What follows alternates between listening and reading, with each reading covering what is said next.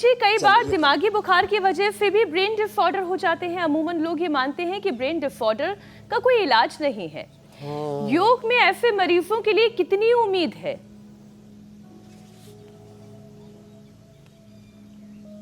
तो देखो, ये जो दिमागी बुखार ना, कई बार तो बहुत तेज ज्वर चढ़ता है ना। सामान्य ज्वर तो बॉडी के अंदर कोई बैक्टीरियल, वायरल, फंगल पैथोजन उसका प्रवेश हो गया, उसको मारने के लिए होता है। तो सामान्य बुखार किसी को चढ़े तो उसको उतारने के लिए दवाई नहीं लेनी चाहिए।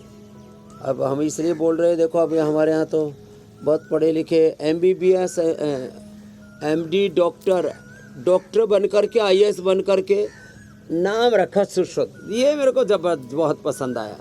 डॉक्टर धर्मेंद्र जी के लिए अभिनंदन है, और भाई डॉक्टर हमारे सुश्रुत के लिए दोबारा से नाम रखे चरक, सुश्रुत, धन्वंतरी, पाणिनि, पतंजलि, रामकृष्ण आदि तो नाम रखने लगे। विष्णु सहस्त्रनाम, दुर्गा सहस्त्रनाम से, शिव सहस्त्रनाम से हम सबसे ज़्यादा नाम रखते हैं। बड़े का चरक, क्या बात है, छोटा सुश्रुत।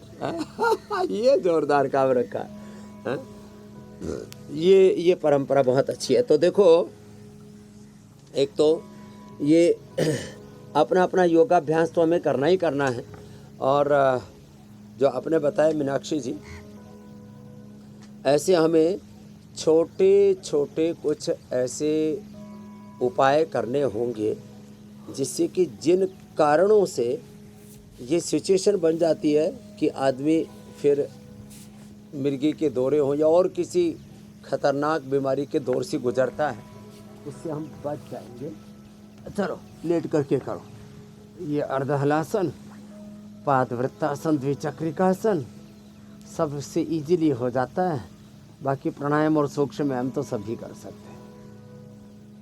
तो दिमाग किसी भी कारण से, बुखार के कारण से, किसी भी कारण से प्रभावित हुआ है, तो जिनको पहली बात तो यह है कि बुखार सामान्य चढ़े तो दिक्कत नहीं, वैसे तो पैरासीटामोल क्रोसिन के बराबर इफ़ेक्टिव है या उससे भी ज़्यादा सुपीरियर है फीवोग्रिट, टाइफाइड होने पर टाइफोग्रिट, गिलोय घनवटी, ज्वरनाशक की महासुदर्शन घनवटी। तो ये लोग जो है इसके लिए तो बुखार से और फिर मस्तिष्क जो डैमेज हुआ वो रिकवर हो जाता है मेधावटी, मेमोरी ग्रिट लगातार लेने से, अनुलोम विलोम, भ्रामरी उद्गीत करने से उसको ज़रूर करें।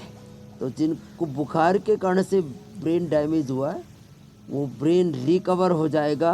ये लोगों में गलत फहमी है कि ब्रेन एक बार थोड़ा डैमेज हुआ, आंखें डैमेज हुई, कान डैमेज हुए तो ज़िंदगी भर वो फिर उभरेंगे ही नहीं। उसको ब्रेन साइज को रिजुवनेट करने के लिए मेधावटी, मेमोरी ग्रिट, आई सेल को रिजुवनेट करने के लिए पूरे आइज, हमारे आँखों के पुतलियों से लेकर के, गोलकों से लेकर के मैकुलर जनरेशन को रिजुवनेट करने के लिए आई ग्रिट, कान के लिए ईयर ग्रिट, थायराइड के लिए थायरोग्रिट, हार्ट के लिए कार्डियोग्रिट, ऐसे लंग के लिए सासारी, ब्रोनकोम, और हड्डियों मांसपेशियों के लिए तो ऑर्थोग्रिट और गॉड। अप्रतिम तत्व है ये। तो एलोपैथी में दरअसल ये जो सिम्टोमेटिक दवाइयों वाला पूरा चक्र है ना, उससे काफ़ी गड़बड़ झाला हो जाता है। इसलिए सिस्टमिक इलाज जो है ना, सिस्टम जिस कारण से रोग हो रहा है उसका निवारण कर दिया तो कारण अभावत कार्य अभाव है, दर्शन शास्त्र का सूत्र वहाँ पर लागू हो जाएगा और व्यक्ति रोग मुक्त हो जाएगा। स्वामी जी, कोई भी गड़बड़ झाला नहीं होने दिया जाएगा, और इसीलिए हम लोग रोज़ाना कोई ऐसा विषय भी लाते हैं जिसको लेकर के लोगों में जागरूकता फैलाने की ज़रूरत भी हो और उस विषय से जुड़ी हर एक जानकारी लोगों तक पहुँचे।